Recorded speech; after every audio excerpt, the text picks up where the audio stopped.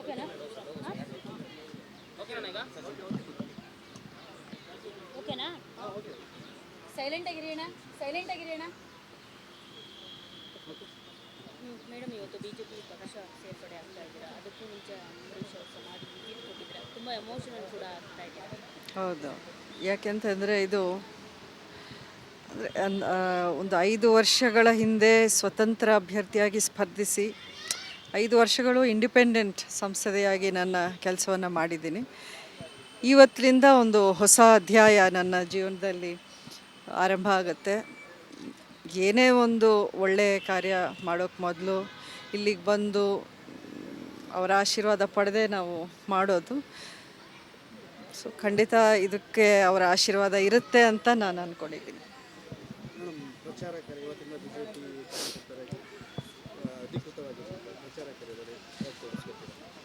ಅಲ್ಲ, ಖಂಡಿತ ಇವತ್ತು ಮೊದಲನೇದಾಗಿ ಅಧಿಕೃತವಾಗಿ ಸೇರ್ಪಡೆ ಆಗೊಂದು ಫಾರ್ಮ್ಯಾಲಿಟೀಸ್ ಎಲ್ಲ ಇರುತ್ತೆ, ಅದನ್ನೆಲ್ಲ ಮುಗಿಸಿ ಅದಾದಮೇಲೆ ಎಲೆಕ್ಷನ್ನು ಡೇಟ್ಸು ಯಾವ್ಯಾವ ರೀತಿ ಎಲ್ಲೆಲ್ಲಿಗೆ ಅನ್ನೋದನ್ನು ಅವರು ಪ್ಲ್ಯಾನ್ ಮಾಡಿ ಕೂತ್ಕೊಂಡು ಚರ್ಚೆ ಮಾಡೋದು ಕಾರ್ಯಕ್ರಮ ಇದೆ. ನೋಡಿ, ಈಗ NDA ಹಾಗೂ BJP JDS NDA ಅಂದಮೇಲೆ ಮಂಡ್ಯ ಮಾತ್ರ ಅಲ್ಲ, ಅವರು ಎಲ್ಲೆಲ್ಲಿ ನನಗೆ ಹೋಗಬೇಕು ಅಂತ ಹೇಳ್ತಾರೆ ಅಲ್ಲೆಲ್ಲ ಹೋಗೋ ಒಂದು ಅವಶ್ಯಕತೆ ಇರುತ್ತೆ. ಅದು ನನ್ನ ಕರ್ತವ್ಯವೂ ಆಗಿರುತ್ತೆ.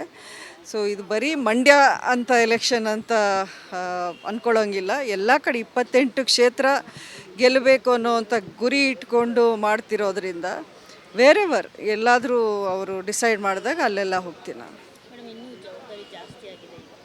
ಖಂಡಿತ ಆಗಿದೆ, but at the same time ಒಂದು ಅಡಿಷ್ನಲ್ ಶಕ್ತಿನೂ ನನಗೆ ತುಂಬಿದಂಗೆ ಆಗುತ್ತೆ. ಈಗ ಒಂದು ಪಾರ್ಟಿ ಚೌಕಟ್ಟಿನಿಂದ ನಾನು ಏನೇ ಕೆಲಸ ಮಾಡೋಕ್ಕೆ ಇನ್ನೂ ಸ್ವಲ್ಪ ಸುಲಭ ಆಗುತ್ತೆ. ಕೇಡರ್ಸ್ ಇರ್ತಾರೆ, ಕಾರ್ಯಕರ್ತರು ಎಲ್ಲರೂ ಅವರ ಜೊತೇಲಿ ಹೋಗಿ ನಾವು ಪಕ್ಷವನ್ನು ಕಟ್ಟುವಂಥ ಕೆಲಸ ಆಗುತ್ತೆ.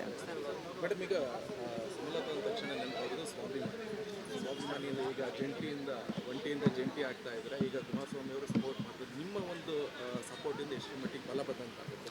ನೋಡಿ, ಒಂದು ವಿಷಯ ಹೇಳ್ತೀನಿ. ಇದು ಇಡೀ ದೇಶದಲ್ಲಿ ನಡೀತಾ ಇರುವಂಥ ಎಲೆಕ್ಷನ್ನು. ನಮ್ಮ ಕರ್ನಾಟಕ ರಾಜ್ಯದಲ್ಲಿ 28 ಕ್ಷೇತ್ರಗಳಲ್ಲಿ ನಡೀತಾ ಇರುವಂಥ ಎಲೆಕ್ಷನ್. ಇದು ಬರೀ ಮಂಡ್ಯ, ನಾನು, JDS, ಕುಮಾರಸ್ವಾಮಿ ಅವರು ಅದಂತ ಅಲ್ಲ. ಸೊ ಇದನ್ನು ಬಿಟ್ಟು ನಾವು, ನನ್ನ ಉದ್ದೇಶ ಏನು ಅಂತಂದರೆ PM ಮೋದಿ ಅವರು ಮತ್ತೊಮ್ಮೆ ಪ್ರಧಾನಿ ಆಗಬೇಕು. NDA ಅತ್ಯಂತ ಒಂದು ಹೆಚ್ಚಿನ ಸೀಟುಗಳ ಒಂದು ಯಶಸ್ವಿಯನ್ನು ಅವರು ಪಡೆದು ಮತ್ತೆ ಸರ್ಕಾರ ರಚನೆ ಮಾಡಬೇಕು. ಇದಷ್ಟೇ ನಮ್ಮ ಮೈಂಡಲ್ಲಿರೋದು. ಸೊ ಬರೀ ಒಂದೇ ಕ್ಷೇತ್ರದ ಬಗ್ಗೆ ಅಂತ ಅಲ್ಲ, ಎಲ್ಲೆಲ್ಲಿ ನನ್ನ ಅವಶ್ಯಕತೆ ಇದೆಯೋ ಖಂಡಿತ ಅಲ್ಲೆಲ್ಲ ನಾನು ಪ್ರಚಾರ ಮಾಡ್ತೀನಿ. ಪಕ್ಷಕ್ಕೆ ಕೆಲಸ ಮಾಡುವಂಥ ಒಂದು ವಿಚಾರವನ್ನು ನಾನು ಮುಂದೆ ಇಟ್ಕೊಂಡು ಹೋಗ್ತೀನಿ. ಇವಾಗ ನೀವು BJP ಸೇರ್ತಾ ಇದ್ದೀರಾ, ಬಟ್ ನಿಮ್ಮ ಅಭಿಮಾನಿಗಳು ಹಾಗೆ ನಿಮ್ಮ ಕಾರ್ಯಕರ್ತರು ದೊಡ್ಡ ಮಟ್ಟದಲ್ಲಿ ಫೈಟೇ ನಡೆದಿರುವಂಥದ್ದು ಮಂಡ್ಯದಲ್ಲಿ. ಅವ್ರು ನಿಮ್ಮ ಜೊತೆ ಬರ್ತಾರ, ಎಲ್ಲರೂ ಭರವಸೆ ಇದೆಯಾ ಅಥವಾ ಅವ್ರಿಗೆ ಏನು ಹೇಳ್ತಾರೆ? ಅಲ್ಲ, ಈಗ ಏಕಾಏಕಿ ಒಂದೇ ದಿನ ಎಲ್ಲರೂ ಕನ್ವಿನ್ಸ್ ಆಗ್ತಾರೆ ಅಂತ ನಾನು ಹೇಳಿದ್ರೆ ಅದು ಸುಳ್ಳಾಗುತ್ತೆ. ಕೆಲವ್ರಿಗೆ ಇಷ್ಟ ಇದೆ, ಕೆಲವ್ರಿಗೆ ಇಷ್ಟ ಇಲ್ಲ, ಕೆಲವರು ನ್ಯೂಟ್ರಲ್ ಆಗಿ ಅಂತಾರೆ. ಸೊ ಅದು ಬಿಗಿನಿಂಗಲ್ಲಿ ಹಾಗಿದ್ರೂ ಹಂತ ಹಂತವಾಗಿ ನಾನು ಅವ್ರನ್ನೆಲ್ಲರನ್ನೂ ಕನ್ವಿನ್ಸ್ ಮಾಡಿ ನನ್ನ ಜೊತೆಗೆ ಕರ್ಕೊಂಡು ಹೋಗುವಂಥ ಪ್ರಯತ್ನ ಅಂತೂ ನಾನು ಮಾಡೇ ಮಾಡ್ತೀನಿ.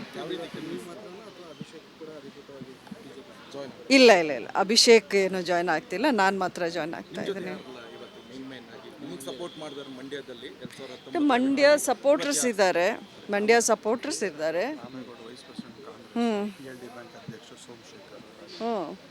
ಅಂದರೆ ನಮ್ಮ ಬೆಂಬಲಿಗರ ಅವರ ಒಂದು, ಈಗ ನೋಡಿದಿರಲ್ಲ ಎಲ್ಲ ಮಂಡ್ಯದಿಂದನೇ ಅವರೆಲ್ಲ ಬಂದಿರೋದು.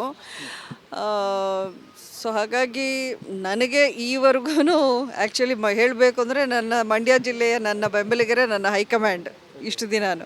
ಸೊ ಅವರೆಲ್ಲ ಬಂದಿದ್ದಾರೆ, ಎಲ್ಲ ಮುಖಂಡರು, ರಾಮೇಗೌಡರು, PLD ಬ್ಯಾಂಕ್ ಅಧ್ಯಕ್ಷ ಬೇಲೂರು ಸೋಮಶೇಖರು, ಶಶಿ, ನಮ್ಮ KM ದೊಡ್ಡಿ ಶಶಿ ಬಂದಿದ್ದಾರೆ, ಚೌಡೇಗೌಡರು ಬಂದಿದ್ದಾರೆ, ಮಳವಳ್ಳಿ. ಈ ರೀತಿ ನಮ್ಮ ಮೊದಲಿಂದಲೂ ಅಂಬರೀಷ್ ಅವ್ರ ಜೊತೇಲಿ ಯಾರಿದ್ರು ಅವರೇ ಈಗ ನನ್ನ ಜೊತೆಯಲ್ಲೂ ಇದ್ದಾರೆ, ಮುಂದಕ್ಕೂ ಇರ್ತಾರೆ ಅಂತ ನಾನು ನಂಬಿದ್ದೀನಿ. ನನಗೆ ನಿಜವಾಗ್ಲೂ ಗೊತ್ತಿಲ್ಲ, ಎಲ್ಲ ಲೀಡರ್ಸ್ ಇರ್ತಾರೆ ಅಂತ ಹೇಳಿದ್ದಾರೆ, ಅಲ್ಲಿ ಹೋದ್ಮೇಲೆ ಗೊತ್ತಾಗುತ್ತೆ.